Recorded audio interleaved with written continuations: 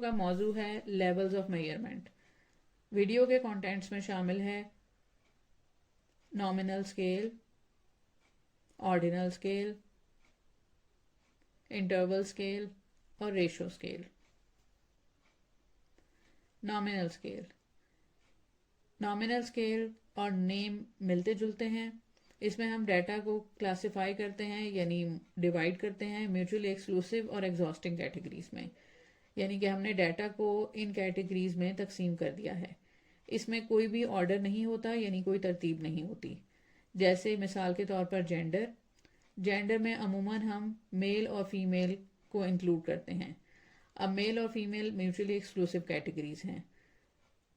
اسی طرح سے گاڑی بنانے والی مختلف کمپنیاں جیسے سوزوکی، ہونڈا، ٹوئٹا، یہ بھی میوچولی ایکسکلوسیو کیٹیگریز ہیں.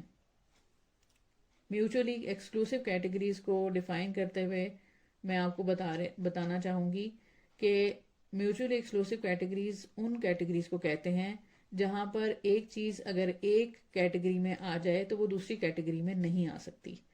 جیسے مہران گاڑی کو آپ سوزوکی کیٹیگری میں ہی شامل کریں گے، اس کو آپ ٹوئٹا کیٹیگری میں شامل نہیں کر سکتے. تو ان کیٹیگریز کو میوچولی ایکسکلوسیو کیٹیگریز کہتے ہیں. دوسرا ایگزاسٹنگ کیٹیگریز میں ہم مثال لیتے ہیں ڈائس کی. جب آپ ڈائس رول کرتے ہیں یا پھینکتے ہیں تو اس پر ایک وقت میں ایک ہی نمبر آ سکتا ہے. جیسے اگر ایک آ گیا ہے تو اس کی وجہ سے 2، 3، 4، 5، 6 آنے کا امکان ختم ہو گیا ہے. اس کو کہتے ہیں ایگزاسٹنگ کیٹیگریز. نامنل اسکیل کی تمام کیٹیگریز ایک جیسی ہوتی ہیں اور ایک جیسی اہمیت کی حامل ہیں، اور اس میں کوئی بھی آرڈر یا ترتیب نہیں ہوتی. اس کے بعد ہے آرڈینل اسکیل. آرڈینل اسکیل میں ہم ڈیٹا کو تقسیم کر دیتے ہیں مختلف رینکس میں، مگر ان رینکس کا آپس میں فرق ہمیں معلوم نہیں. آرڈینل اسکیل میں نامنل اسکیل کی تمام خصوصیات موجود ہیں، اور اس میں ایک اضافی خصوصیت یہ ہے کہ ان کیٹیگریز کو ہم نے ایک ترتیب دے دی ہے. جیسے مثال کے طور پر ایتھلیٹس نے ریس میں کیا پوزیشن حاصل کی.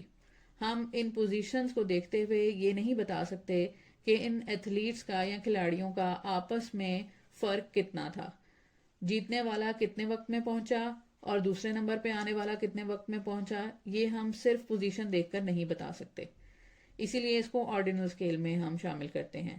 دوسری ایگزامپلس میں کھانے کی مختلف قسم کی ترجیحات، یہ بھی آرڈینل اسکیل میں آئے گا. اسی طرح امتحان میں طالب علموں کی پوزیشنز بھی آرڈینل اسکیل میں ہی شامل ہوں گی، کیونکہ اس میں بھی ہم نہیں بتا سکتے کہ کس طالب علم نے دوسرے طالب علم سے نمبر کتنے زیادہ لیے ہیں یا کتنے کم لیے ہیں.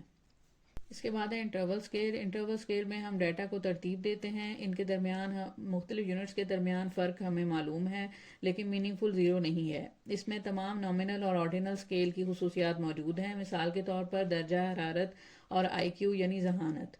اب اس میں درجہ حرارت بھی منفی کی طرف چلا جاتا ہے، اس میں بھی ریئل زیرو ایگزسٹ نہیں کرتا حقیقتاً.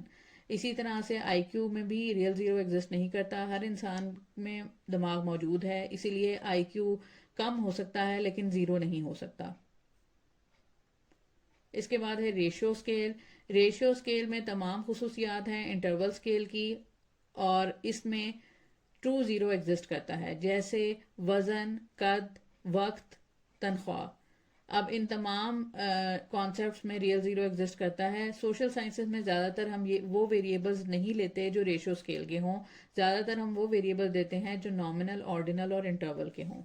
اس کو ایک دفعہ ریوائز کر لیتے ہیں. اس ڈائیگرام میں آپ دیکھ سکتے ہیں کہ سب سے پہلے نامنل ہے جس میں صرف نام ہے. آرڈینل میں نام اور آرڈر دونوں ہیں. انٹرول میں نام، آرڈر اور اس کے علاوہ پرپورشنیٹ انٹرول یعنی ایک جیسے فرق موجود ہیں یونٹس کے درمیان.